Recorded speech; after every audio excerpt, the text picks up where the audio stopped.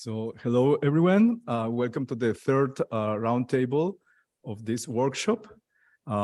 Today, we are going to discuss the fascinating crypto agility in the context of lightweight primitives, this lightweight discipline of cryptography that is so important, and that we are running also a NIST contest at the moment on these primitives.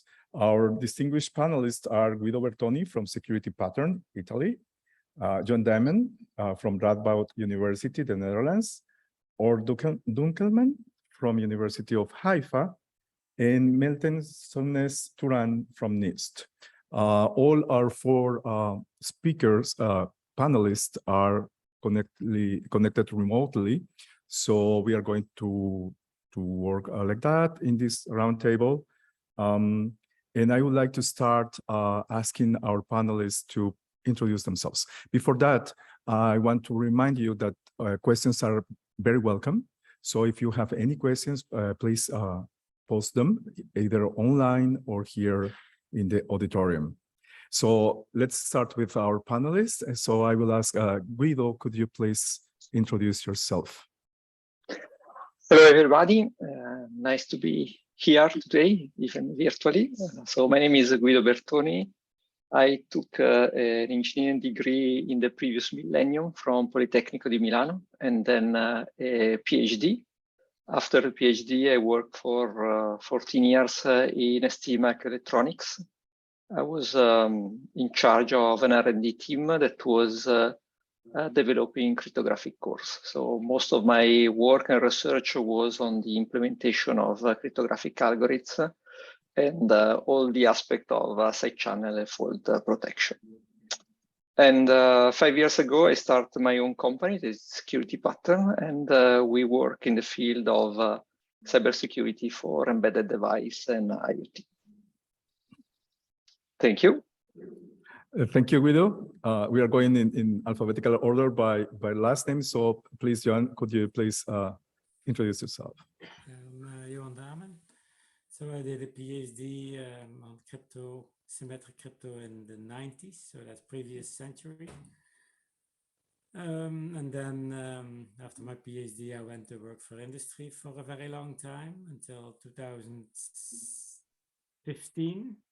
Where I got an offer to work at Radboud as a professor, and that was in the beginning half-time, and now it's full-time. So yeah, I worked with Guido on the SHA-3, and I worked with Vincent on AES. So yeah, I don't know what's there else to say. So I made, Guido made his move from industry to his own company. I made a move from industry to academia, you could say. Okay, thank you very much, John, for being here, and also Guido. We are very pleased that you're here. Or could you please go ahead and introduce yourself? Yes, hello, my name is Dankelman. I hope you can hear me better than Johan. Johan, your voice level was a bit on the low side. We'll fix it later. Everybody are discussing when they started studying. So I studied in the previous millennium, which was also the previous century. And then I moved on to PhD during this century and this millennium. I graduated in 2006 from the Technion. Then I moved to COSIC. I was in COSIC for a year and a half, then École Normale Supérieure, and then also in Weizmann Institute. Now I'm a faculty at the Computer Science Department at the University of Haifa. I've been involved. I joined crypto just the day or a few days before the end of the AES submission deadline. So I saw from the sidelines how AES process looks like. Also, my first presentation was in AES2 in Rome, which was a fun experience, given the fact that once I started speaking, everybody stopped listening and looked at their papers. So it was very good experience as a young scientist. I was also involved during the NESI competition as part of my research, and then I participated in SHA-3, not very successfully, and also in the lightweight crypto competition, and we'll see how that goes. Okay, thank you all for being here. And Meltem, please, could you go ahead and introduce yourself? Sure. Thanks to the organizers first for the invitation. Yes, my name is Meltem Sonnes Turan. I've been working at NIST for the last 13 years. Right now, I'm co-leading the NIST lightweight cryptography standardization process. But before that, I was involved with the SHA-3 competition and also password hashing competition. That's not part of NIST, and also with other standards that are based on symmetric keys and also the random number generation standards at NIST. So. Thank you very much, Meltem, and welcome here to this panel. Okay, so let me start with this question for every one of you. I would like to ask you, in your opinion, what is lightweight crypto agility and why does it seem to be a nightmare for the industry? To answer, maybe we can start with John. Can you hear me well now? Because I had a problem with my microphone. Yes. Yeah, the volume was too low. Yeah, so lightweight, you can discuss what it is.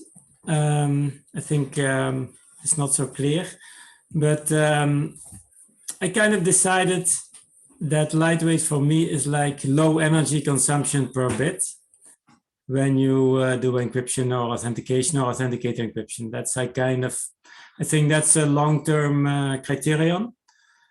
I think it's always relevant because for battery power, but for instance, if you have a high bandwidth connection, where really high bandwidth, then it's the heating of the chip. Huh? So the more energy you consume, the more the chip heats. So I think that's for me lightweight. That's really the ultimate lightweight criterion to energy per bit encrypted. But of course, it's a lot of subtleties you can say for long messages or short messages and so on. So it's not so simple, but that's for me the criterion. Thank you. Okay. What would be your opinion about this topic? What is lightweight? So I think, sorry. No, go ahead, please. So I somewhat agree and disagree with Johan, because the question what constitutes lightweight, I think it depends on what your application in mind. I guess some people would say, oh, it's gate area. Some people would say it's power consumption. But something to put in context, I mean, usually the broadcast energy is way higher than the crypto energy, so it's usually less of an issue. But some people would argue it's latency. Some people would argue it's throughput. So it's a bit hard to say, oh, here is one metric which I like, and this one I want to optimize. But I think at the end, if we discuss lightweight for hardware design and independent of what is your optimization target, it's in hardware.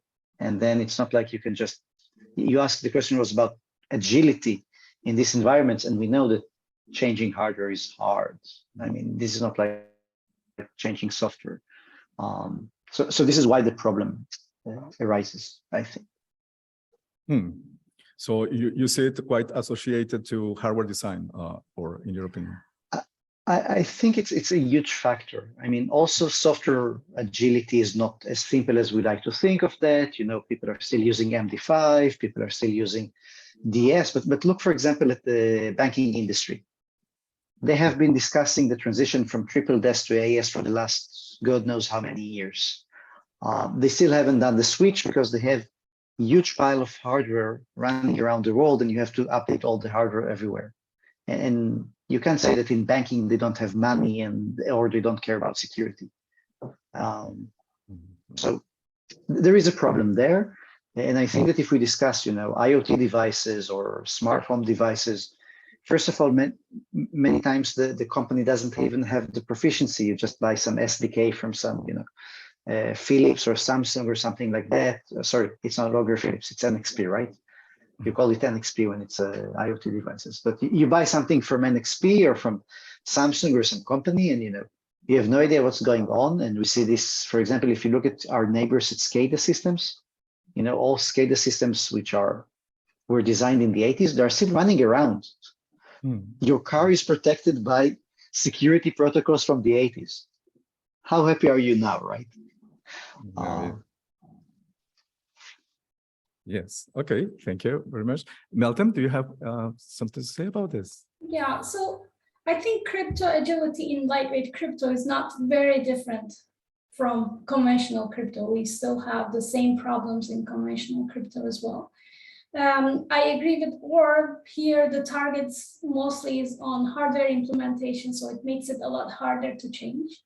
And the devices are a lot. We have small devices, and the number is huge compared to conventional crypto. That makes the problem slightly harder, maybe. But I agree with Orr and Johan's comments.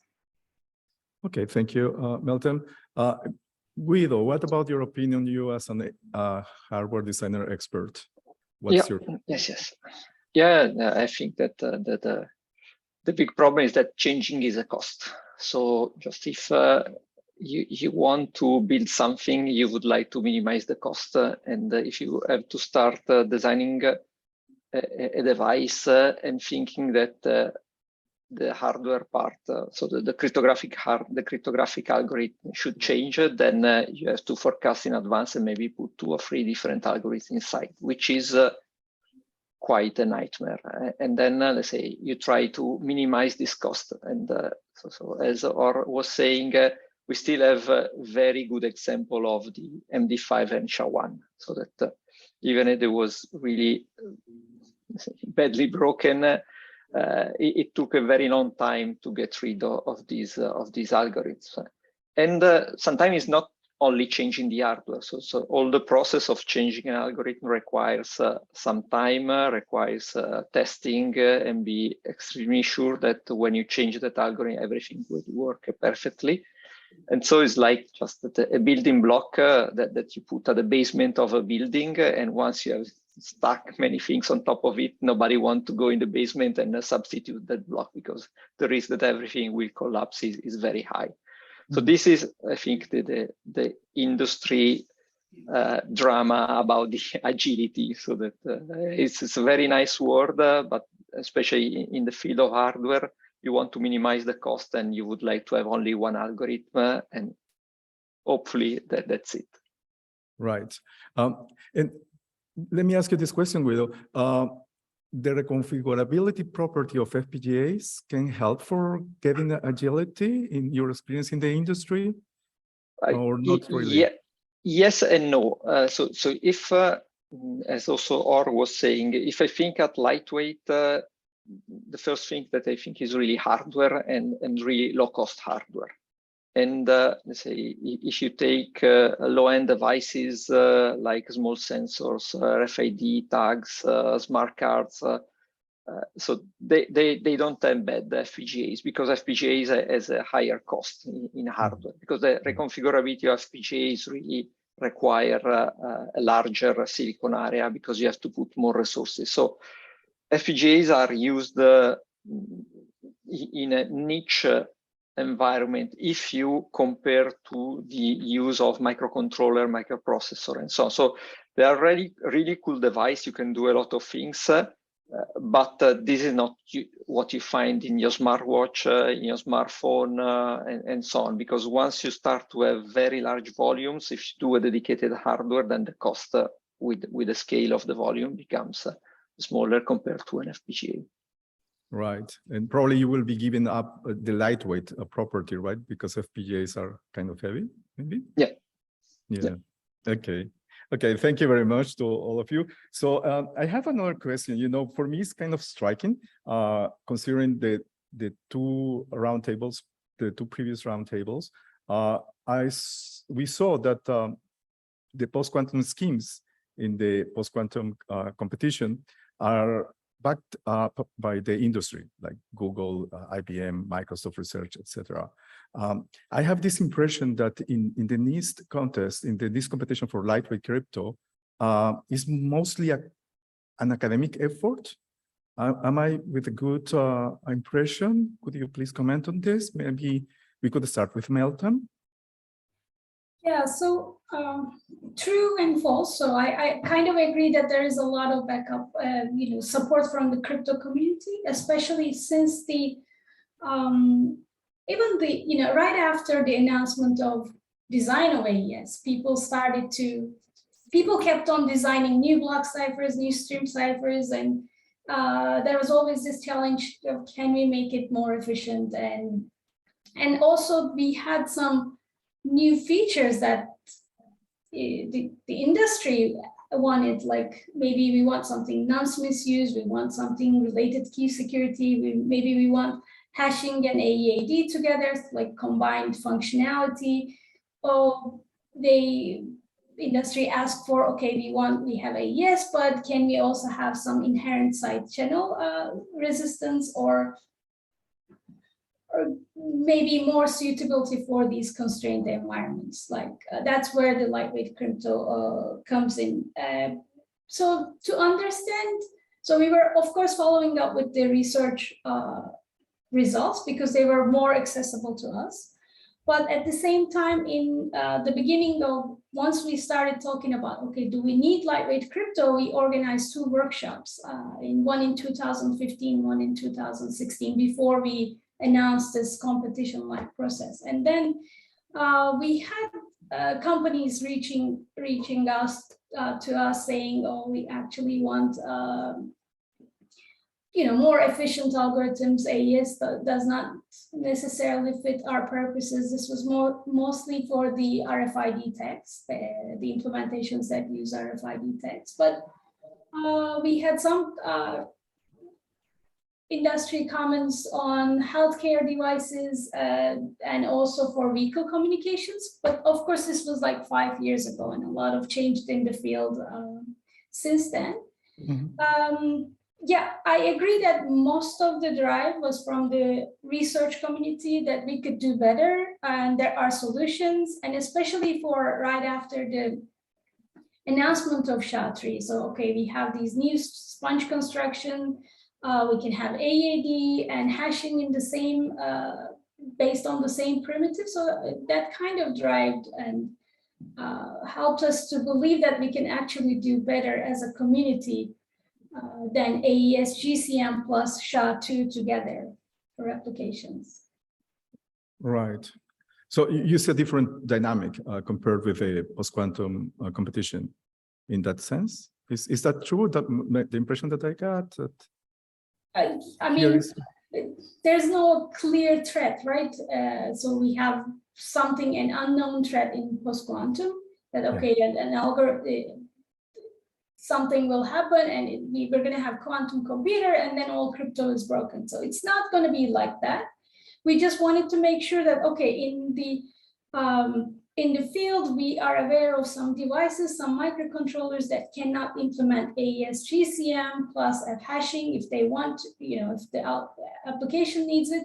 So we want to make sure that, we want to cover some of these devices that cannot actually implement AES and kind of raise the bar a little bit. Okay. But it's different from PQC. Okay, thank you. So, Johan, do you have an opinion on this that you want to share? Yeah, I don't know. Do you mean how the process went and who the people were that were interested? I think you have a lot of symmetric crypto researchers that want to have something to do, and lightweight is something interesting to do. So now you have a new thing is like symmetric crypto over non-binary fields. That's now the new hot thing. So people need something to do because they started the PhD and the PhD has to be finished. So that's how I see it. Okay. I don't think there is a strong drive from industry. So when I was at ST, I had the impression that AES could deal with a lot of use cases. So, but maybe I didn't see all the applications. Right. Okay. Got it. What do you think, or would you like to make a comment here? So yes. So I think it's complicated because and this is part of the full disclosure. I had a submission to NIST together with Roberto Avanzi and a few other guys from ARM, and I think ARM is a very large company, so we can say, oh, ARM at least was interested to some extent, but it was kicked out after the first round. So first of all, full disclosure, in case I sound a bit bitter, I'm not, but if you happen to hear some bitterness in my voice, it's because this made a mistake. But seriously, though, I think that there are two reasons for that, somewhere between what Johan said, because I think that also people doing algebraic or mathematical cryptography also have to graduate at some point of time. So why don't we have a public key competition, not just post-quantum crypto? We can have a lightweight public key. We can do many competitions. Competitions are fun. The fact that we had 2 panels before and we have one afterwards. And I think that in the last 20 years, we had at least 5 or 6 of those competitions. But I think that it's also a matter of the set of infrastructure that needs to be changed or updated. I mean, we can do lightweight without bugging Intel or ARM or any of the large companies. Usually, lightweight crypto is done inside some domain, right? It's a Samsung controller speaking with a Samsung device. It's not something which has to be cross-platform. So the players are usually more like, oh, yeah, they can choose whatever they want. When it comes to post-quantum crypto, because think of the infrastructure, like if Google changes the public key crypto PKI and Microsoft doesn't change the PKI accordingly, there's going to be a complete mess. So this is a much larger scale of a problem because, again, it's not something small in a small domain. And this is probably why they're also very much interested in the process. I'm not sure. Earlier, I don't see if the audience is currently full with people, but I would expect, again, seeing less people from Microsoft or Google or that sort of stuff compared to previous talks. Okay, thank you. Guido, do you have a yes? Yeah. Yes. Yeah. So partially, so what Or was saying, I agree. So we have some very practical example. So for instance, all the keyless application for opening car. So that in the last 20 years, that was a very cost-driven solution. So in the sense that in particular in the remote that you keep in your pocket for opening the car, or just when you are close by, the car can be opened without even pushing the button. So usually is a company that sells the solution. So both the remote and the receiver that you plug in the car. And so in the value chain, so there is this company that is doing this solution, and then it's sold to a company that then sell this to the car maker. And at the end user, nobody cares if that is done with AES or with whatever, as far as someone is not stealing his car, which is something that is changing dramatically in the last years. Just where you can see more and more car hacking, where bad designs used because they are very cheap start to become a problem for the car. Okay. So this is a point where industries might be interested in a competition like this for lightweight, because they start to be, okay, just I'm not very happy that so my supplier is selling something that I don't really understand what is inside, and maybe even they don't know what is inside. And then there is another company that have made a design like 20 years ago with a LFSR that some bits here and there and so on. So this is where, so for instance, car maker can say, okay, just now I want to have, yeah, it's fine that the keyless device is very cheap, but I would like to have some more security compared to the one that is here. I also agree that we are talking about two different problems for the community. So the post-quantum competition, it's really look like there could be an apocalypse in a couple of years. How is true this? We'll see if it's true that we'll have really quantum computer that will be able to do something useful, not only breaking crypto, but useful in the general sense, and when they will be. But I think it's good to start to preparing for these cases and have post-quantum crypto algorithm. While in the case of lightweight, we are really trying to optimize costs. So it's not that if you want to do so an RFID, so also in the case of RFID, we have seen history of proprietary cryptographic algorithm that the poor guy that was working in the silicon industry was forced to make with a few transistors, something that was working. And after a few years, that was completely broken. The algorithm construction was understood, and then it was clear that so today we start to have RFID tag with the AES. So the cost is a little bit higher. So again, if we have a good standard, we can reduce the cost of that tag.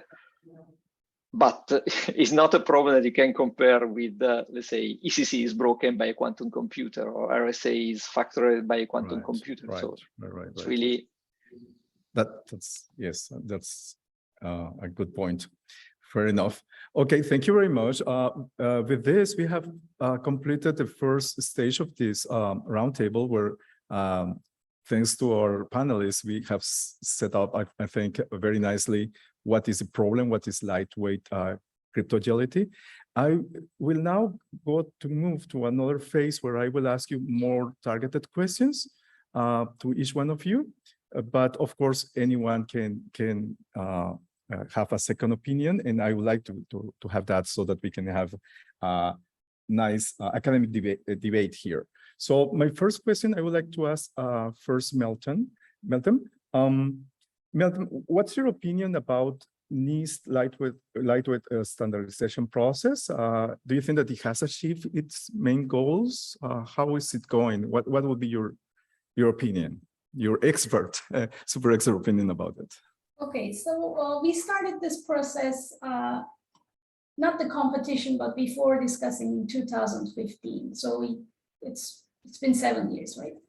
And we're hoping that the competition phase of this process to be end by the end of this year. So we're still not finished yet. So we select the winner, hopefully one winner instead of two or multiple, and then the next step is to writing the standard. And only after that, the industry will start implementing it and it will be in the field and hopefully be used for protection. So in terms of timeline, of course, we are not there yet. We still have at least 1 year, maybe 1.5 years to go there. But compared to success of so far, so where we are right now, so we can have, I'm actually happy with the standardization process so far because, we got a lot of feedback from academia and also from industry. It's not like, from the previous question, it should not sound like we actually started without any, feedback from the industry. We got feedback from industry. And after the call, we received a significant amount of submissions. So we received 56 submissions, which is a good number for this specific problem. And then also we received significant amount of third-party analysis, especially in the first 2 rounds of the competition. And a lot of groups doing the benchmarking, software benchmarking, hardware benchmarking. Now we're doing protected implementations. So I'm happy with the interest and the feedback that we are getting from the community so that we could select a winner that is acceptable for almost everyone. So what I want to say is so far we reached our goals. There has been some delay. We were hoping to be finished maybe earlier, but things happen, and some of the workshops that we planned to do turned out to be virtual and things got delayed, but we're still on track, and hopefully by the end of this next year, this year we will have the winners, and then soon after that we will write the standards. So okay, thank you, Milton. Just for just to confirm to our audience here and online, so you are talking about multiple winners, right? Winners with plural. Yeah. So we're hoping for one winner. So it could be 2, but we really want to hope. We're hoping for 1, and we see that in microcontrollers, AES is still doing good, and small microcontrollers, maybe having multiple attacks, multiple standards multiple standards is hard to manage, and Okay. so we're hoping to just find out the places where AES don't perform well and to support AES. Okay, thank you. That's very interesting and very insightful. Thank you. Joan or Guido, anyone wants to? Yes, Guido, please. Yeah, I have a comment on this. I think just if we look at the past, the AES was really a great success. So in the sense that after the standard, so the industry tried immediately to get it working, because so particularly for the software implementation, it was giving a lot of benefit compared to DES or triple DES or RC4. So that I think was a very good case of a standard that, let's say, the industry was really waiting for it. And I don't know if we have another good example of a cryptographic algorithm that has been standardized and that success, because it was really filling a gap immediately. So I can imagine Shatri, that maybe Shatri, will maybe you include not. your design? Maybe not. Sorry, I'm really Okay. sorry about this. I mean, just the standard is just great, but just the adoption, I don't see it as like industry was running to throw away SHA-2 and say, okay, just use SHA-3. It's almost the opposite. So everybody at the end of the SHA-3 competition was, oh, but SHA-2 is still good enough. So I can still continue to use it and just wait when it's broken and change it. So I really don't see. So that is maybe the example, unfortunately, where let's say we haven't seen the standardized algorithm going to fill a gap that the industry was waiting. Most likely we will see the result of the lightweight competition in 2-5 years. So that will be the time frame, because for designing a chip you cannot take less than 2 years. So even if you rush as much as possible, so it means that once the standard is written, because okay, the competition will end hopefully in this year, but then say it will take a little bit of time to write the standard. It's not that you have immediately the standard. And so in the case, for instance, of SHA-3, it was a very particular time frame with, say, all the event of let's say, allegedly NIST involved in other things that I think was not really the case. But NIST take really a slow pace for writing the SHA-3 and also to tune the parameters. So in that case, the algorithm was quite flexible in terms of parameters. And so I think there was a very long debate, and I think NIST did a good job from my point of view to try to have a standard that was fitting many different things. So I hope that let's say there will be a nice standard out of this competition, and yeah. So the reality of being applied, since so it is not an algorithm that most likely will be used in software, unless maybe it's going to be very peculiar and very good in software. So we have also the case of Cha-Cha that start to be adopted by some players instead of AES, because in some platforms was performing better than, so pure performance in software was better than AES. So if this algorithm might come to be very handy in some application, then let's say the industry will start to adopt it. Otherwise, they will start to understand, okay, when I really have to implement it, or what is the opportunity to jump on a new algorithm and gain a market share, or let's say a market where I can reduce the cost. Okay, thank you. Okay, or do you want to have an opinion on this? Yeah, I just want to put a bit what Guido said in context, because you have to remember that SHA-3 started in times that each and every morning we had a new hash function which has been broken. And I mean, this was very turbulent times in cryptography. So NIST was working under a lot of pressure from the community, but also from industry, because they had to start the competition. And suddenly, because everybody were focused on the competition, we stopped working on SHA-256 and SHA-512. So to some extent, NIST succeeded in bringing us to fix the disturbance in the force by having this competition.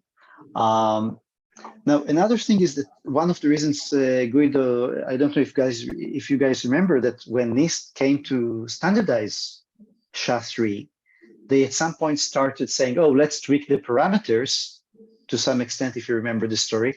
And this was just after Snowden's revelations, and then nobody trusted the NIST that said, oh, we're going to reduce the high-level security version of Ketchup when we're transitioned to SHA-3. So people were a bit upset about that. So again, if I can refer to my previous comment and taking into consideration what Guido and Meltem said, I mean, yes, the industry needs to feel that there is a huge advantage for adopting the new standard. But again, it's a matter of the ecosystem. If most of lightweight cryptography is done inside your house, then it's less of an issue. If most of the lightweight cryptography we're discussing is going to be over the internet, then the incentives of interoperability are going to be significantly higher. So unless there's going to be a very strong requirement by standardization bodies or regulatory bodies, like in California, where currently you are, there are laws saying that IoT devices cannot have default passwords. If there will be such a requirement by law in California, yes, it's going to propagate throughout the world that, oh, you need to have IoT devices using the winner of the lightweight crypto competition. But I suspect this is not going to be standardized. Not standardized as a law, but become a law even in California. Okay. Thank you. Johan, do you want to add something about it? No, I have nothing to add. Thank you. Okay, then taking advantage that we are with you at the moment, then I have a targeted question for you. I remember, John, that you have a very nice design that called Subterranean. What happened? Could you give us an opinion? It was in the competition, and then yes. That would be a question to Meltem, I guess, because I don't know how on earth they could have not selected it, but yeah. But your opinion about the performance of Subterranean? Yeah, but you can see that in the benchmarks, the hardware benchmarks. You can see the performance. Okay. So there is nothing to say. The numbers speak for themselves. So. Okay. What can I say? Okay, I will follow your advice and I will ask Meltem. Meltem, Yeah. do you have any comment at all, or? Subterranean had one of the best performance among all the second round candidates, but the concern was the security concern. There was this. Unfortunately, I don't remember the authors of the paper, but there was a security concern that made us not go with Subterranean for the finalists, but they are all included in our final report, the second round report. Okay, thank you. Thank you. Okay, so let's move to my targeted question to Or Dunkelman. I think that you are going to like my question, or let's see. Recently, like 3 years ago, you published a paper in what I think is the opposite to agility. You published a paper in rigidity. So could you give us what's rigidity, and if it's compatible at all with agility? Can we have rigidity and agility at the same time? Yes, because rigidity worked in the standardization level. And the problem is that if you look at symmetric cryptography or primitives, when they're being standardized, we have to trust the designers that they didn't put in any backdoors. So for example, we have to trust Yuan that the constants that were chosen for AES are good ones. Now, I don't know about you guys. I personally trust Yuan, but I can see someone saying, oh, I don't like them because it's from the Flemish part of Belgium, which is known to contain people from the Flemish part of Belgium. So people may be worried, and you have to remember this is in the context of things like Kuznetchik and I forgot the name of the hash functions that uses Stribog, where the S-books contain structure. And it was not revealed, but ISO standardized it, and I think it's also in IETF standardized it in some RFC. So the idea of rigidity is that the designer is going to commit to various requirements, but then the final decision of the S-books in use, or the rotation constants in use, or that sort of stuff is going to be done by the standardization body. So it's kind of weird when you think about it, especially because you now have to trust the standardization body. So maybe I don't trust you, maybe I trust Yuan, but I don't trust NIST. I mean, it's a bit more complicated than that.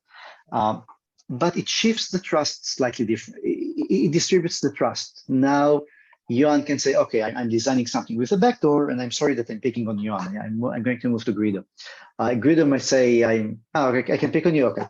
So I'm going to try and design something with a backdoor in the S-books, but then the standardization body gets the full disclosure of what are the design criteria, and then the body selects the S-books. Now, there are problems with rigidity. For once, for example, it assumes that the standardization body has the capacity and the expertise in doing something like that.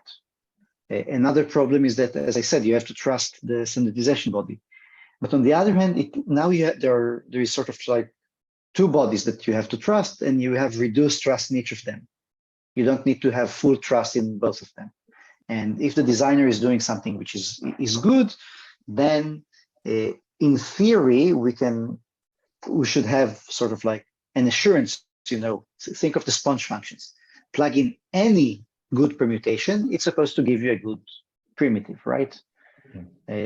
So from that perspective, you submit the sponge and say, oh, I want that and that and that parameters, and then it's the job of the standardization body to do that. It doesn't mean agility. I mean, there can still be multiple standards. It's just that each of them will be selected in a slightly different manner. It echoes a bit this research started from elliptic curves, where the selection of the curve and the selections of the points it's a bit more easier to outsource this to the standardization body, but this was the motivating example. Okay, thank you. Any one of you would like to add something about this? Maybe I can add something. So when NIST writes the code for these algorithms, they always say, okay, what are your tunable parameters? This is kind of similar to what Or is saying. So NIST wanted to have a little bit of flexibility while writing the standard, maybe in case we want to increase the number of rounds, or maybe decrease, depending on the performance of the available attacks. So this is actually something NIST is already thinking, but there's always a big pushback whenever NIST wants to do slight changes to the algorithms. Okay. So just wanted to say that this is actually part of the call. We say, okay, what are your tunable parameters? What can you change without, invalidating the current attacks? Yeah, but it goes back to, it goes back to a matter of trust. Do you trust NIST to make these changes? Sure. But they all went to public comments, right? All the decisions go for public comments, especially changes to the algorithms. Yeah, but the thing is that NIST, and I think this is what we saw both in DualIC and also in this competition. Now we've seen I couldn't attend the post-quantum sessions, so I have no idea what's going on there. But we see that there is a claim that NIST has a secret advice string coming from the NSA. It was in the AES. We know it was in the SHA-3. We know, I guess it's also in the lightweight crypto competition. And it's not that everything is public. And I think this is the matter of the trust here, which is a very delicate thing. I mean, at least I can say for the lightweight crypto standardization process, after the algorithms that, the after the round one candidates received and published, there were no communication. But before that, we were involved with, for example, we invited a couple of NSA researchers to our workshops for the panel and invited speakers, but there was no unpublic information for the lightweight crypto project. I mean, I'm not members of all the other projects, so I don't know, but I can say for lightweight crypto project, this is all the comments that we receive. We want to receive it through our forum. Of course, in this, sometimes the companies reach out saying, we actually want this, for example, memory encryption as well, or we have this application. Not everything goes to public. Sometimes we talk in the conference with people during the coffee break. It doesn't go to the public, but anything that goes into the decision phase, we try to put it in the report. But there should be. I understand the decisions, the selections are subjective. Maybe another group makes the same decisions. They select a different number of candidates or a different selection. It could be different winner, but that's part of the problem. It's really a hard problem to select a winner from 10 good algorithms, with 10 strong teams. I understand that the trust is an issue, but everybody wants to do their best. Okay. Okay, thank you. So let me move to the question that I have prepared for Guido Bertoni. Guido, as a hardware design expert, I have this question for you. In practice, or correct me if I'm wrong, most of the required hardware area of a cryptographic lightweight algorithm is spent in storing a secret key material. How useful can be to have new algorithms that are lightweight, even if they are extremely light, if anyway they would require to store the secret key that takes a lot of the area for the design? Is that true, or what would be your opinion about it? Well, so if you look at a device, so like a RFID tag, so the storage of the secret key is an issue. So there are companies that are doing very particular innovative way for storing keys that are based on a PUF, on physical and chronological function.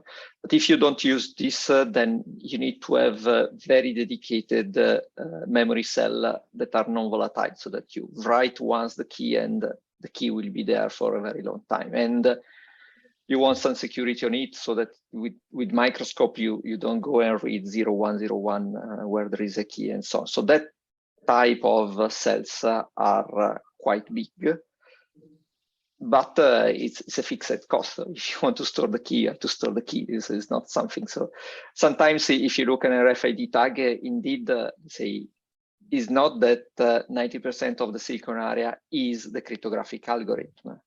So there are other things that are taking, so for instance, all the RF part, so putting data on the radio is also taking a big part, and some logic and some memory and so on. So it's true that sometimes if you look at the overall budget of your area, it's not the cryptographic algorithms take a huge part. So maybe it's 20%, 30%. So, but when you are producing millions and millions, even reducing a little part is still, you're still talking about money. So if you can reduce the cost, it's good enough. So sometimes if the cost of the area, so the size of the area is look a little bit naively and say, oh, just I'm reducing just a small percentage, but that small percentage when you're talking about maybe billions of chip becomes, let's say, as a result in an interesting cost. So I wouldn't do this just to say, okay,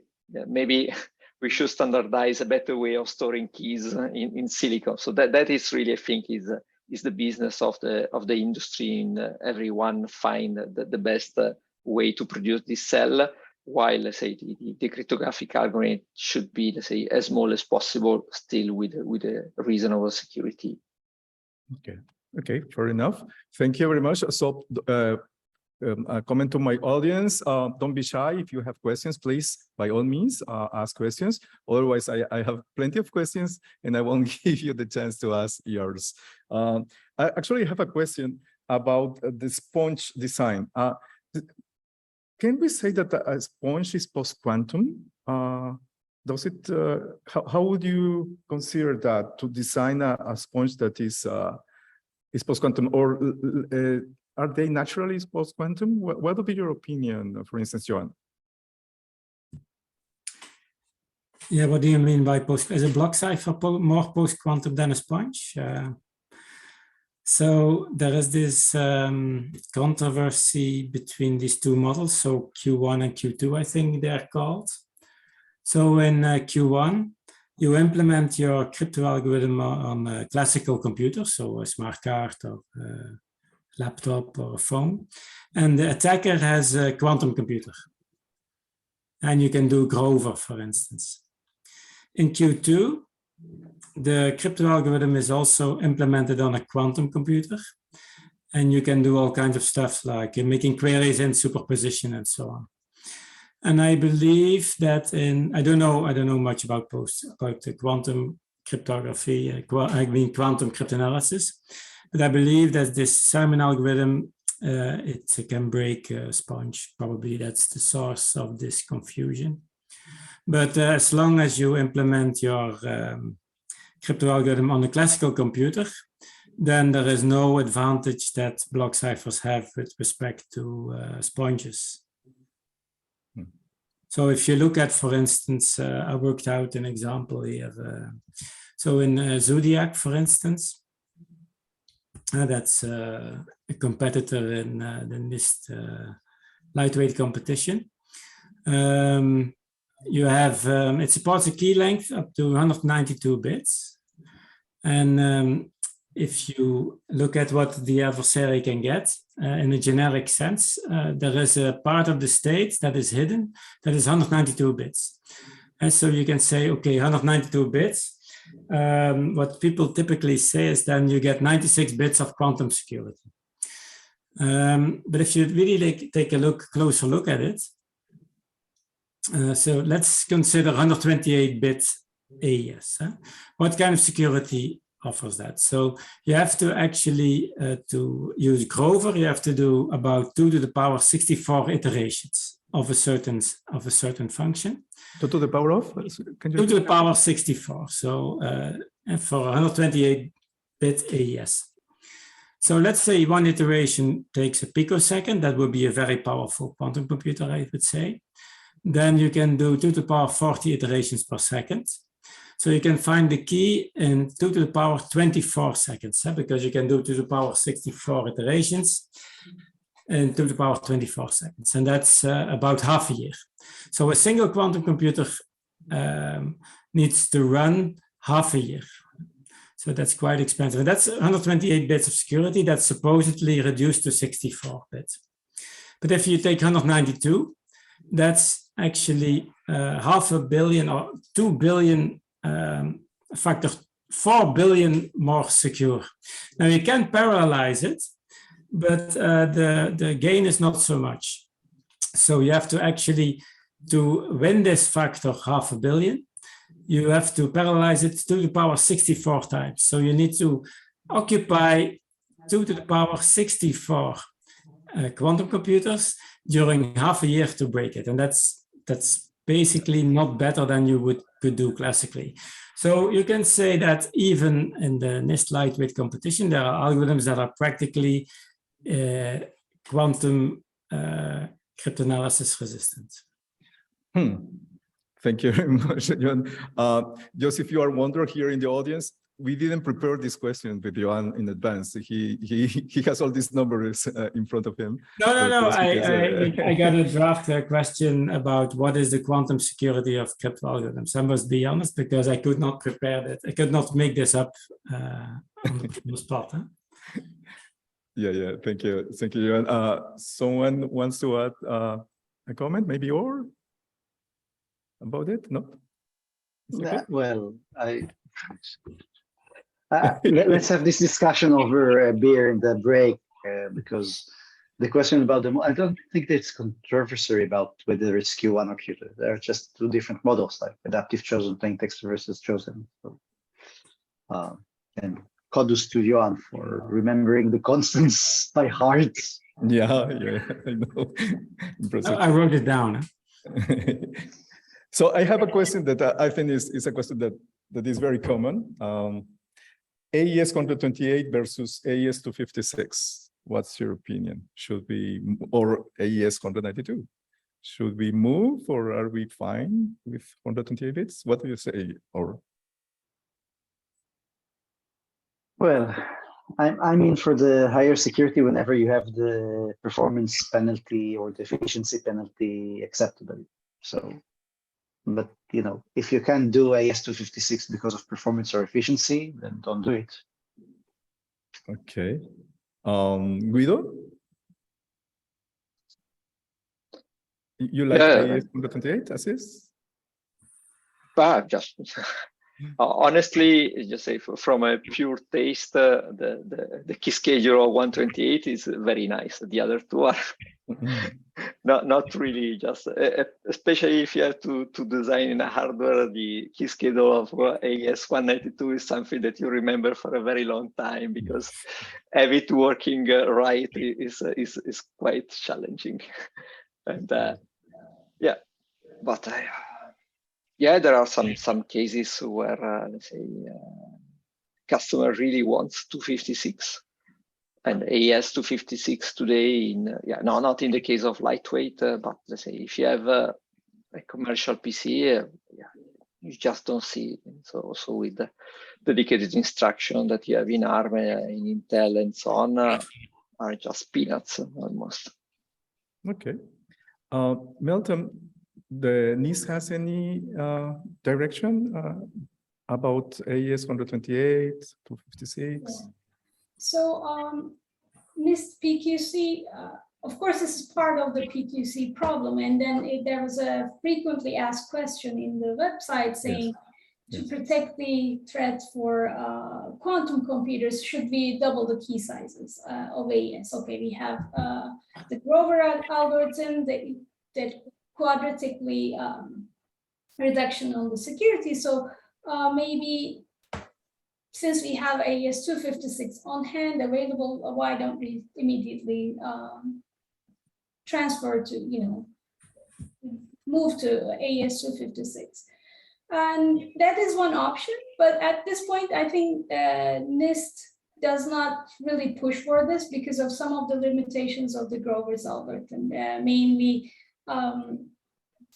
some of the limitations of where you have to implement this algorithm sequentially rather than, you could do instead of running this in parallel. So at this point, NIST says, okay, don't use any security less than 112, and 112 is going to be, is also something that NIST tried to get away in terms of security strength.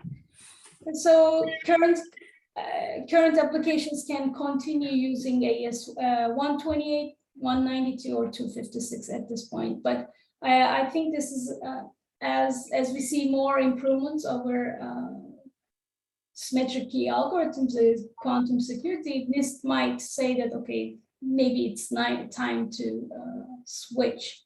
But there's no guideline at this moment for switching to AES 256.